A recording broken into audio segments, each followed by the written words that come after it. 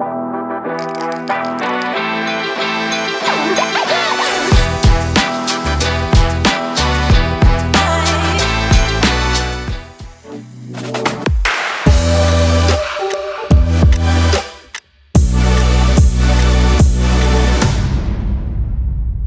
morning, everyone. Just want to make sure everybody can hear me because I know there was some problems with the other microphone. Greg's giving me the louder back there. So I'm Hans Guilbeaux. I am the CIO for UST HealthProof, a sub-company of UST, who's one of the sponsors here, as well as a partnership with CyberProof. And I'm here to talk to you guys about how we actually modernized our cybersecurity operations in support of the healthcare industry. I'm not going to go over the agenda. You guys can read it. Next slide's just a little bit about my pedigree, what I've done, where I've been. Again, I'm not going to bore you guys. We're all either IT, security, or you want to hear about it. I'm here because they trust me to be up here, right? A little bit about UST HealthProof. So, like I said, we are an IT service company to the healthcare organization, basically from end to end, from provider to payment to processing to claims, billing, enrollment, whatever it is. We want to handle and help you guys solve the complexities of the entire ecosystem. Like I said, from end to end, whether it's BPaaS, whether you want your own system, whether you need us to do the interoperability, we're that middle box, right? And everything, or that middle circle, I should say, and everything around it is what we work with you as a customer to get through. I'm not here necessarily for that part. What I'm here for is the fact that on top of that, we have an entire information security foundation and a service that comes along with all of those products, right? So we bake our cybersecurity program into the products that and the support and the services that we provide to our clients. It's your basic information security program, right? 4 pillars: risk governance and compliance, security operations, application security and data security, as well as identity and access management. One of the things that you might not see on here is security architecture, and you may be asking why. And the reason for that is we actually integrate security architecture across the 4 pillars. So as new implementations, new architecture, new applications, new customer onboards, we pull SMEs from each one of these pillars and bring them in to discuss that architecture and to discuss that implementation. As opposed to having just a group of architects, we go straight to the SMEs to bring that expertise in as we build it out. And of course, compliance is big, whether it's HIPAA, whether it's SOC. We are a high trust certified organization. And we had some challenges from a security operations perspective that we need to be able to address in order to maintain our high trust, our SOC, our HIPAA compliance, as well as addressing the security awareness, risk protection, access controls, things of that nature, right? So I think across the industry, right, not just in the IT space, but whether it's healthcare, whether it's finance, these are some of the common things. But I want to kind of go over some of the ones that we deal with from some of the problems I think that you guys dealt with or deal with on a daily basis, and then we do, right? Cyber attacks, ransomware, Change Healthcare, 190 million records, right? Ransomware attacks aren't going anywhere anytime soon. Rapid growth of the industry, right? I think the projection is by 2030, the clinical retail is going to be somewhere around $6 billion in revenue a year, where we're at like 2.3. So that's like 2.5 times what the volume is right now. Widespread reach of Gen AI and lack of governance. We've made tons of jokes over the years that script kiddies are not a big deal. Well, guess what? Script kiddies are a big deal now, right? Because you just ask AI, how do I hack into this? Or give me some code that does X, Y, and Z. And I see some heads nodding, right? It's a little scary. Actually, it's a lot scary. The increasing frequency of healthcare attacks. We're still one of the number one targeted industries, right? I think there was a 50% increase in attacks between 23 and 2024. And it's not going to get any better, I don't think, in 25. We've got the data that is important to anybody that's out there, right? Whether it's the criminal organizations, whether it's the hackers, whatever it is, right? We've got the data that people want to get to. So we have to stay vigilant. We have to stay diligent and stay on top of them. The threat landscape. We still have siloed environments, right? I know we are all trying to do an enterprise level organization, whether it's IT, whether it's security, but let's be honest, we still have siloed IT. We've got Internet of Things, we've got bring your own device. There's all these different pieces of the landscape from an ecosystem and a technology perspective that we've got to address and we have to try and maintain control over. And then the ongoing lack of interoperability, right? Being able to share data across platforms, across partners, but more importantly, to do it securely and safely, maintaining that CIA foundation that all of us in security go after. So, our biggest challenge from a health proof perspective is we, over the last 3 or 4 years, have acquired several companies. And so we operated as several different companies, one name. The acquisition, this is how I explain it to people. The acquisition occurred. It was all successful. All the paperwork was done, all the dotted lines were signed, and the money was exchanged, right? But the actual merger of the technology and the people, that's the hard part. Everybody talks about, from my perspective, mergers and acquisitions. Once everything gets signed, now you got to put everything together. So we were literally running as 3 different companies, 3 different SOCs, an uncoordinated approach, too many vendors, too many consoles, too many SIMs. It was cost ineffective, too many people. So if in company A, we got an alert in one of the consoles, it wasn't an instantaneous or an easy verification or reconnaissance mission to verify that just because the one side of the company that had a problem was not being affected in the other 2, 3, or 4, however many we've integrated with, right?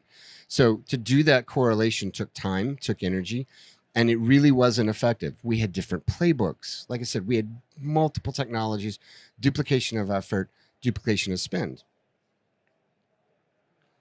So one of the goals that I had back when I was CISO and now I'm CIO was I needed to increase efficiency. I needed to have a scalable modular approach to doing this. I needed to have improved accuracy. I needed to know, and I'm a prime example, I've got 5 devices, 3 different IDs across 4 different domains. So trying to remember which one I have to log into and access, et cetera, right? So if I log into domain A and I've got a problem or I've got an infestation or malware and alert on my ID, how quickly can they verify whether or not there's an issue with any of my IDs in the other ecosystems? I needed to increase and improve that efficiency and that accuracy. I needed to reduce costs. It is not cost effective to have 3 different SIMs, 3 different SOCs, 3 different consoles, right? And then I needed to reduce my technology footprint. As I go through my list of software renewals and I go through my costs and my budget and my spend on an annual basis, I'm constantly looking through and working with my teams to say, do we really need to have 3 different versions or 4 different versions of this particular software? And in the security space, we had a lot of that. We started with the SOC.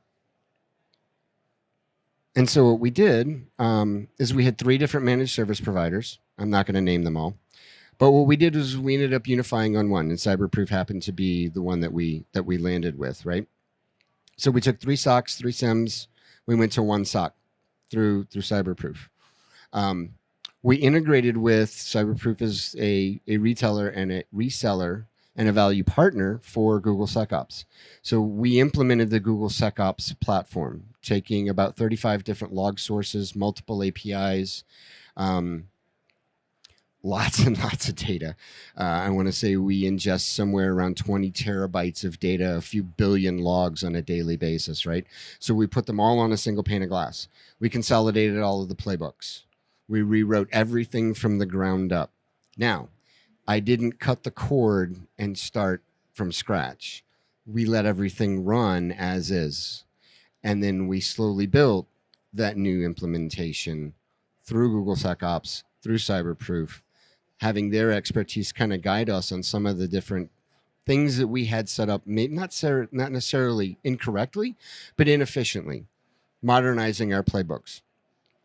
We started with 120 plus customized detection rules on top of the ones that come out of the box. And then we started at POC, and like I said, it's actually 20 terabytes a month, not 20 terabytes a day, my bad. So that's the approach that we took, right? And that solution allowed us to transition out of those multiple service providers. It allowed us to establish unified SOC. So now today, if I get an alert, I can very quickly tell which ecosystem the alert's in, because we're still doing that whole merger piece from a technology perspective. But now I can very quickly tell which ecosystem that alert is in and whether or not that alert is affecting any other parts of the ecosystem at all. Is it widespread or is it contained? Is it a single user? Is it a single group? We also have the ability with the Google SecOps piece, we've got Gemini's AI. And so you've got an advanced language capability. If you've used any of the legacy type SOCs or SIEMs, query language is not fun to try and learn. And they all use different ones, right? So you've got to not only be an expert in cybersecurity, but now you also have to be an expert in multiple different query languages. The Gemini AI actually literally lets you ask a very simple question. When was the last time that Hans logged into his laptop from Nashville? I could ask that question to my team right now. They generate it in there and they'd be able to pull it all up. Previously, they'd have to go through like I said, the different systems and figure out the specific language to write. And each query would be different because they all have different parameters. They all have different variables. They all use a different language, etc. Automation was a big thing because of the separate systems and the separate consoles and not all being on the same page. We couldn't automate, whether even from an alert perspective, automation of alerts. It would go to the specific SOC who would then run their playbook, who would then run through the call tree to figure out who they had to call or who they had to email. Now we have just, and this sounds really simple, right? But just from an alerting perspective, we have automation built into email to automatically notify our internal security operations team as well as the SOC that we work through with CyberProof. And I've already kind of mentioned the fact that Gemini enables faster incident response, faster search, faster capabilities, and a better correlation of data. So visually, what does this look like? Well, so we went from Taegis, Microsoft SOC, and Sumo Logic, three different SIEMs, and we piped it all into Google SecOps. If there's an API available, it picks it up. If there isn't an API available, we've had our friends at CyberProof that were able to help us understand or set up log collectors in our particular environments to start forwarding all those logs. We've also overlaid Wiz with that, which is the CNAP program. So we get visibility from not only our normal vulnerability scanning, we get visibility not only from our EDR and everything else that's plugged into Google SecOps, but Wiz will actually go into a posture evaluation of the environment.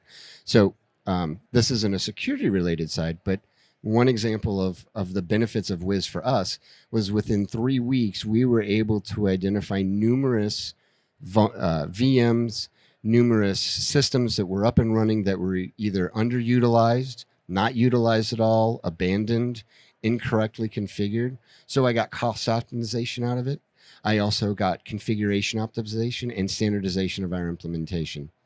All of this built in and baked in with our Google SecOps platform and Wiz. So I've kind of touched on a few things from the CyberProof difference in what we've seen and what's helped us. The Google IP at the forefront is huge, right? The built-in Google SOAR, using Google's IP to help drive the automation and drive the correlation and the engine on the back end. It's nice to have something that's out of the box and it's an all-in-one. I don't have to have multiple data collectors. I don't have to have multiple data storage.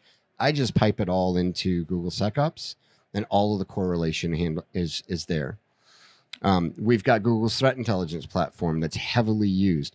The SOC can now actually action upon those items a lot faster based off of the playbooks and the ability to use the AI engine, as well as the threat intelligence that you get with Google SecOps, right? So you've got Google, you've got Mandiant, plus you have VirusTotal, all baked in to give you a threat landscape and threat intel to evaluate those alerts that you're getting.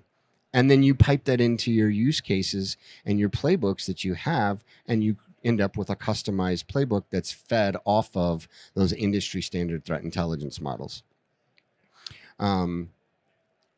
You don't have to just use what's in the box. As I said, we ended up with 120 plus customized playbooks. A lot of that, we got a lot of assistance from CyberProof on that one.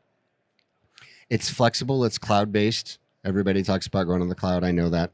For me, it's been a godsend, right? I don't have to pay the extra storage. I don't have to worry about all the interoperability, wrong choice of words, interconnected systems that have to happen to be able to collect the data. I can pipe it all out into a single location. And then it's got a flexible IDP, right? So we use OAuth and SSO to get into the system. Ties directly into our multiple domains because we have people from all over, and we are able to actually grant our CyberProof folks access into our systems and control their access based off a single sign-on and integrating them into through AD federation back into our domains. So for me, I finally have a single MSSP that's watching all of it, that's monitoring everything, that's working with me. We're also one of the first MSSP deployments of Google SecOps Enterprise Plus. So our collaboration with CyberProof, we're kind of blazing the trail on that one. One of the nice things about that also is we're able to actually have a seat at the table.